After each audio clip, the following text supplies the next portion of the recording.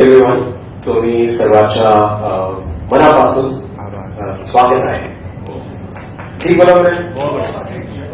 Starting के लिए जय महाराष्ट्र. Thank you. किसी भी नाम से बुला सकते हैं आप मुझे, बट शुरुआत इससे करते हैं कि देखिए, आप सब लोग हर जगह जाते हैं, डिफिकल्ट कंडीशंस में, बारिश हो रही है, ट्रैवल करते हैं सिर्फ एक चीज के लिए कि पूरे भारत को वो छोटे से पल मिले, क्षण मिले, जिसे आप शायद कैमरे पे कैद करते हैं या रील्स बनाते हैं, और वो पूरे भारत तक पहुंचता है. तो वो जो आप मोमेंट दिल से कैप्चर करते हैं और जिसे पूरा भारत देखता है, तो शायद ये आज हमारा तरीका था कि हम आपको एक ट्रिब्यूट दें, एक दिल से थैंक यू बोले कि आप लोग दिल से आए हैं और आज दिल से का लॉन्च है. तो इससे बेहतर कुछ नहीं हो सकता था कि आज हम मीडिया के सभी जनों को यहाँ पर आके हम आपको एंटरटेनमेंट करें. तो थोड़ी सी कोशिश करेंगे कि आपको दिल से की जर्नी के साथ ले जाएं, दिल से क्या है वो बताएं. अगले कुछ 45 मिनट, 1 घंटा थोड़े डायलॉग्स, थोड़े गाने, ये वो गाने हैं जो मैंने खुद लिखे हैं, तो वो शब्द भी आप तक पहुंचेंगे. आप बताइएगा आपको कैसे लगे. और दिल से जो है एक रिदम है, कहानी है, बिल्कुल कोशिश ये रहेगी कि आपके दिलों तक पहुंचे और कहीं ना कहीं आपको लगे कि शायद ये मेरी कहानी कहीं ना कहीं है. छोटा सा एक क्षण पकड़ते हैं.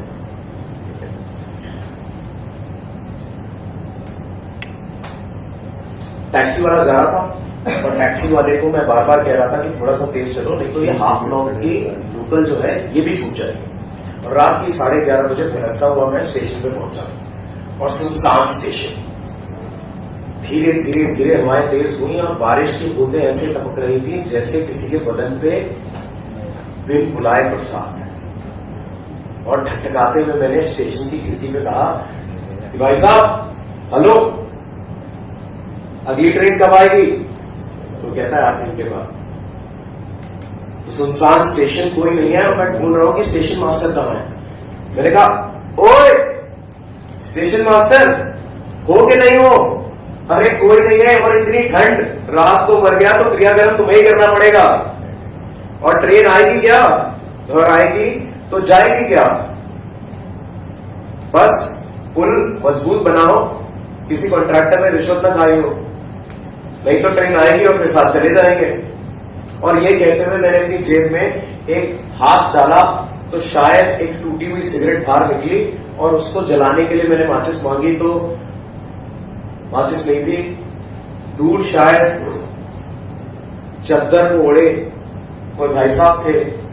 तो मैंने कहा कि भाई साहब, हेलो, माचिस है, लाइटर या सिगरेट? और ये जैसे ही कहा, बारिश की बूंदें तेज हुई और हवा जोर से चली. और जैसे ही वो हवा चली, मानो चद्दर उड़ा. जैसे ही चद्दर उड़ा, मेरी आंखें टिकी उन सुनहरी आंखों पे. और उन सुनहरी आंखों को देख के मैं उनके पास जाके मैंने कहा, माफ कीजिएगा, मुझे लगा कि कोई भाई साहब है. मैं तो माचिस होगी आपके पास, सिगरेट, लाइटर? आप तो बहुत सुंदर महिलाएं हैं, क्या कर सकता हूं मैं आपके लिए? चांद, तारे, कुछ तोड़ लाऊं? कोई कविता सुना दूं मैं आपको? अरे चलिए, अपना नाम मत बताइए, मुझसे नाम, मेरा नाम दिल से बुला लीजिए मुझे. और क्या कर सकता हूं मैं आपके लिए? आप अकेले हैं. तो उन्होंने कहा, एक प्याला चाय. और ये सुन के मैंने कहा कि आप मेरे बैग का ध्यान रखिएगा, मैं बस 2 मिनट में आता हूं. और ये मैं बोल के हरिराम की स्टॉल की तरफ भागा. मैंने कहा, हरिराम तुम जल्दी से चाय बनाओ, मैं इसमें चीनी डालता हूं. और जैसे जैसे चाय प्याले में गिरने लगी, पीछे से स्टेशन पे एक ट्रेन की आवाज. मैंने हरिराम से कहा, ट्रेन तो 8 घंटे बाद आने वाली थी. उसने कहा, साहब दूसरी वाली आई. अरे कहीं उसमें बैठ के चली न जाए. और ये सोचते ही मैंने दोनों प्याले लिए और जैसे जैसे भागता हुआ गया कि छलके ना. और दूर मैं देखता हूं कि शॉल को ओढ़े वो धुएं की तरह ट्रेन के डब्बे में कहीं गायब सी हो गई और ट्रेन धीरे धीरे स्टेशन को छोड़ने लगी, जैसे स्टेशन पे रुकना उसकी कोई बेइज्जती हो। डब्बे में डब्बा निकला और मेरी आंखें उस सुनहरी आंखों से टकराई और मैंने कहा कि शायद उसे याद हो। ओए! और सुनहरी आंखें मेरी तरफ देखी और मैंने कहा कि चाय लाया था मैं आपके लिए, मैडम पी के चली जाती, बड़े दिल से लाया था। और ये सुन के वो कहती हैं कि तुम अपने दिल से लाए थे या मेरे दिल से। और यहां पर शायद एक 1998 की एक ट्रिब्यूट भी दे देते हैं। देना जरूरी है कि जब भी दिल से का नाम आता है तो बहुत लेजेंडरी हमारे इंडियन सिनेमा का, और इंडियन सिनेमा ऐसा रहा है कि मेरा मानना है कि अगर आज की जनरेशन में या पहले कभी भी हम जज्बात फील कर पाते हैं, चाहे वो प्यार का हो चाहे किसी और का हो, तो सिनेमा का बहुत महत्वपूर्ण रोल रहा है। और 1998 में दिल से आई थी A.R. रहमान, मनी रत्नम साहब और ऐसे एंसेंबल कास्ट बहुत लंबी है, शेखर कपूर। तो एक लड़का था, एक तारा पिघला था, एक आंधी आई थी, दिल से आग निकली थी। पर शायद लड़की का जवाब सुनना हम भूल गए। तो आज 22 साल बाद दिल से में लड़की दिल से क्या कहना चाहेंगे आप? दिल से जो आपने एल्बम बनाया, हमको दिखाया, बहुत सोलफुल गाने हैं इसके अंदर। थोड़ा सा इसकी जर्नी के बारे में बताइए और दिल से के बारे में कुछ बताइए। आपका नाम भी जो है दिल से है, तो उसके पीछे की भी अगर कहानी कुछ शेयर करना चाहें आप।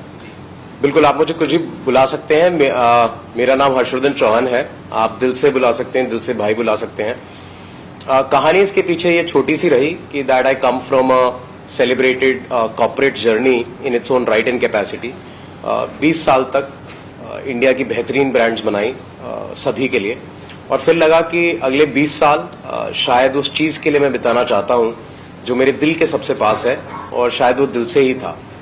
तो वो जो इमोशन था, उससे दिल से दी हैप्पीनेस कलेक्टिव हमारी कंपनी हमने लॉन्च की।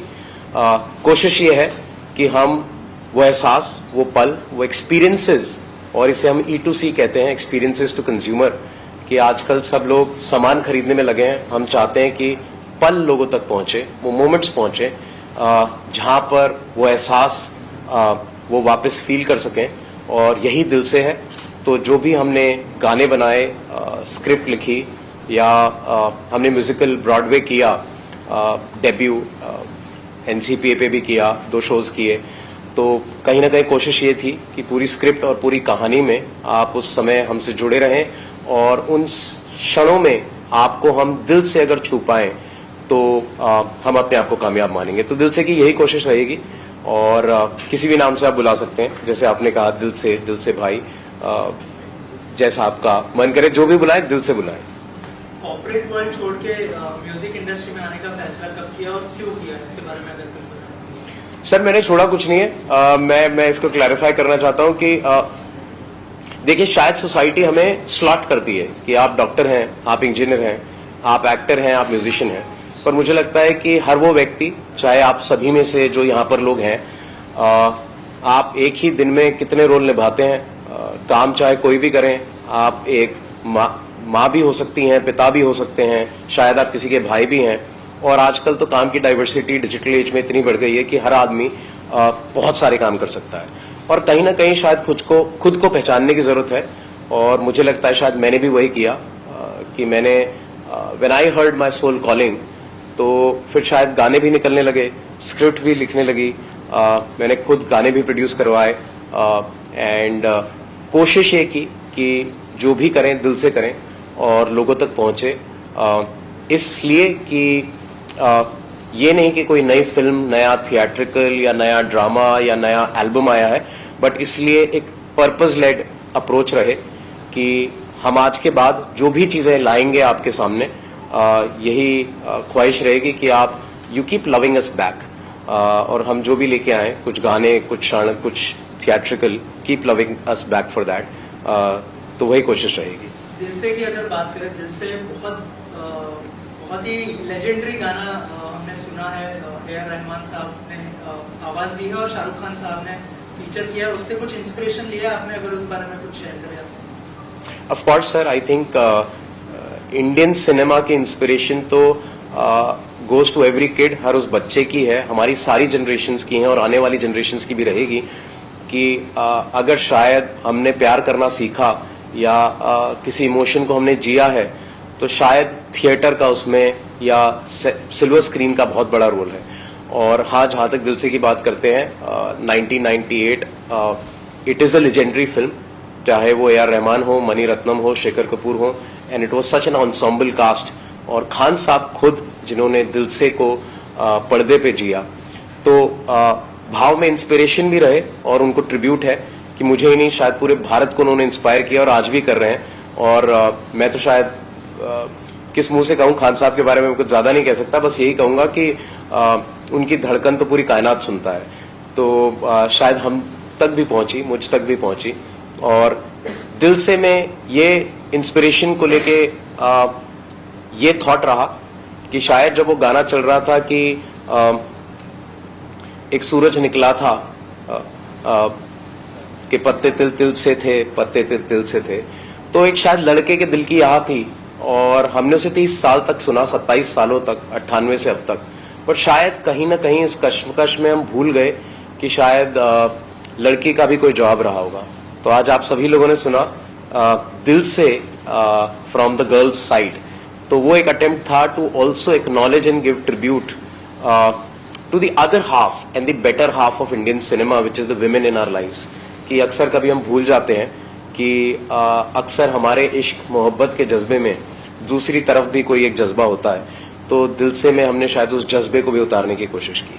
आपके जितने भी गाने सुने उसके अंदर एक सोल था, सोलफुल गाने थे सारे जी। भट्ट की फिल्मों में भी इसी तरह के गाने होते हैं, जैसे आशिकी, आशिकी 2, और अभी रिसेंटली मोहित सूरी साहब की जो सैयारा आई है उसको भी लोग पसंद कर रहे हैं। थोड़ा सा अगर बताएं कि म्यूजिक के इस ट्रेंड को आप कैसे देखते हैं और रिसेंटली जो सैयारा आई है उसके बारे में अगर कुछ शेयर करें, आप कुछ कहना चाहें। मैं बहुत ही हम्बली इसका आंसर करूंगा सर। आई एम ग्लैड कि आपने सेम लाइन में मेरा नाम भी डाल दिया, बट चाहे वो मोहित सूरी साहब हो, भट्ट साहब हो, all are legends. I think उन सभी का म्यूजिक बहुत अच्छा है और बहुत बेहतरीन, सभी including me, all of us get inspired. और हाल ही में जो फिल्म आई है Saiyaara, I think my best wishes to them, जब वो कहते हैं कि सब तारों में एक अकेला तन्हा तारा जो खुद जल के रोशन कर दे जगे सारा, दिल से ढूंढ रहा है। और वो भी कहते हैं कि दिल से ढूंढ रहा है यारा सैयारा। तो Dil Se is also happy and as Dil Se we are deep wishes for success of Saiyaara. और हमारा थॉट दिल से के पीछे गानों में ये रहा कि इन सभी गानों को जब आप सुनते हैं, एक डिस्टिंक्टिव चीज शायद हमारे गानों में आप दिखेंगे कि हमारी शायद लिरिक्स पहले लिखी जाती है, हम धुन बाद में ढूंढने निकलते हैं। तो शब्द हमारे लिए बहुत इंपॉर्टेंट हो गए और उन शब्दों में हमने यही कोशिश की कि हम उस आत्मा को ढूंढें, चाहे आपने रूह में तू बसा है गाना सुना हो, या फिर आपने दिल से, या फिर जो तीसरा गाना था छल्ला, जिसमें हमने कहा कि छल्ला की लबदा फिरे।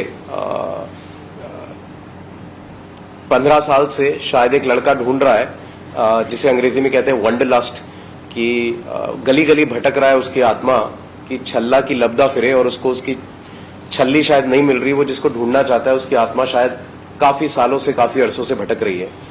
तो तभी ये थॉट आया कि शायद छल्ली का भी कोई जवाब रहा होगा। तो पहली बार आपने गर्ल्स रिस्पॉन्स सुना, and maybe rap number in that which possibly India has not seen before, जिसमें शायद एक देविका सिंह है जो सिंगर है, उन्होंने एक ब्रेथ में रैप किया है। So the girls version of छल्ला इज ऑल्सो देयर।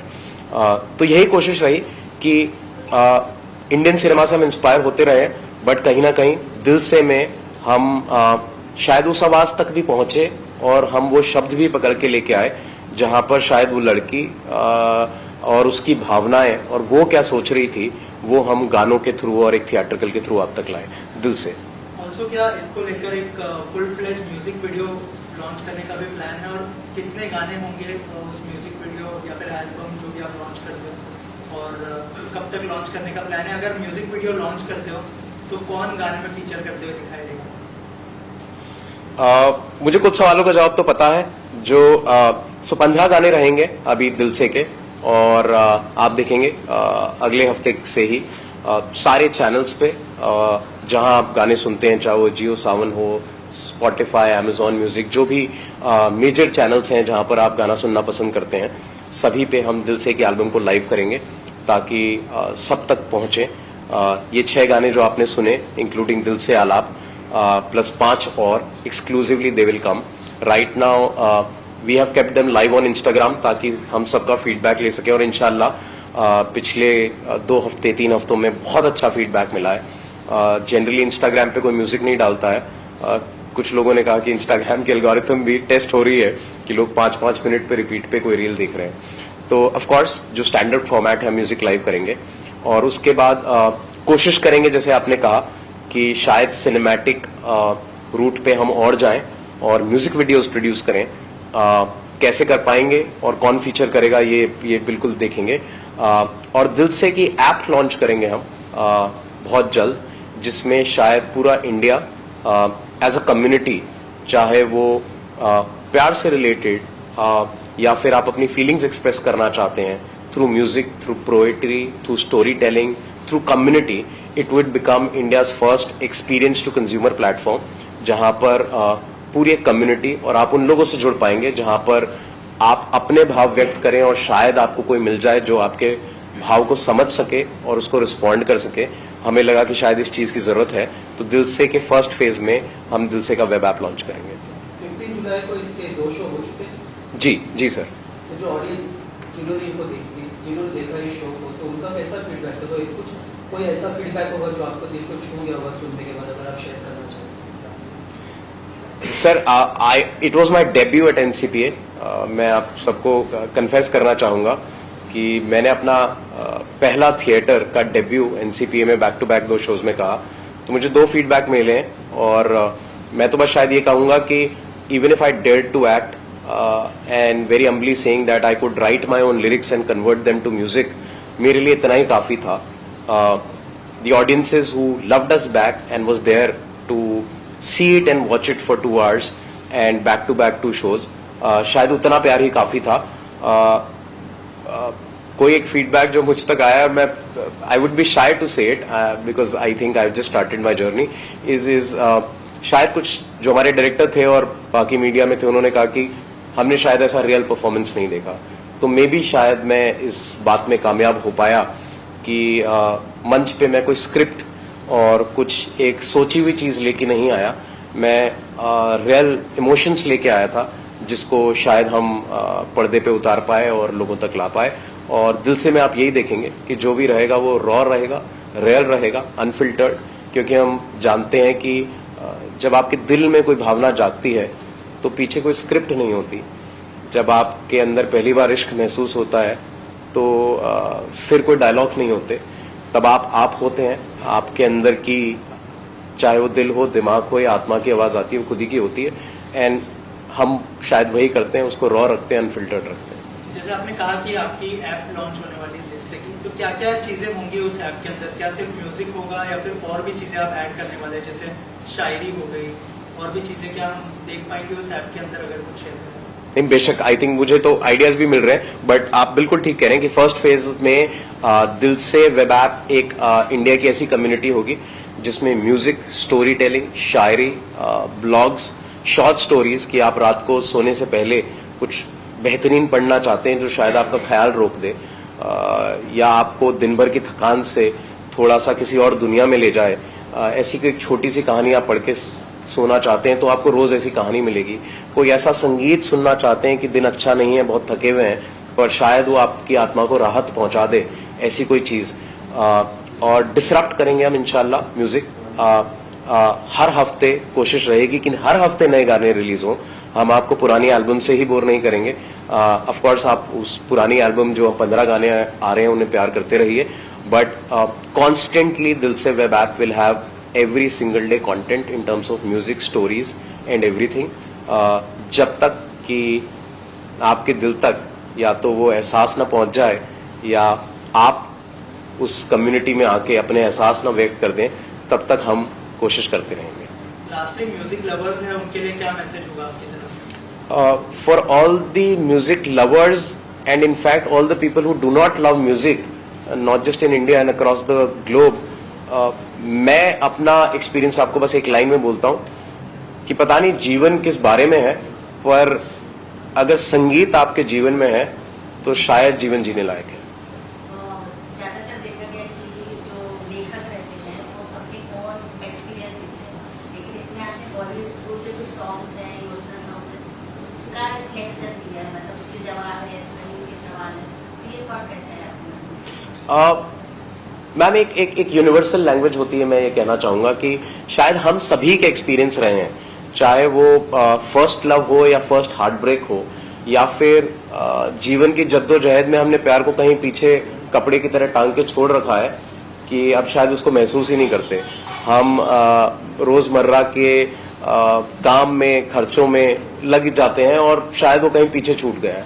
तो ये सभी की कहानी है। तो इन सब चीजों में शायद हमारा सिनेमा, शायद हमारा म्यूजिक हमें हर फ्राइडे, हमें हर थर्सडे जोड़े रखता है, जब शायद आप उस 2 घंटे, 3 घंटे या 5 मिनट के गाने को सुनते हैं और शायद कुछ एहसास कर पाते हैं। तो इंस्पिरेशन दोनों तरफ रही, कुछ पर्सनल भाव भी रहे of my own life story where I have been as real as possible. मैंने कुछ स्क्रिप्ट नहीं लिखी, शायद मैंने आज परफॉर्म भी नहीं किया और मैंने एनसी में भी परफॉर्म नहीं किया था, मैं तो अपना हार्ट ब्रेक ला के मैंने सामने रख दिया था, तो वही परफॉर्मेंस बन गया। तो और जो कांस्टेंट इंस्पिरेशन रहती है सिनेमा से, वो हम सबके जीवन का पार्ट है। तो ये दोनों मिली जुली चीजें आपके सामने आई। सर जी, एक क्वेश्चन है मेरा आपसे।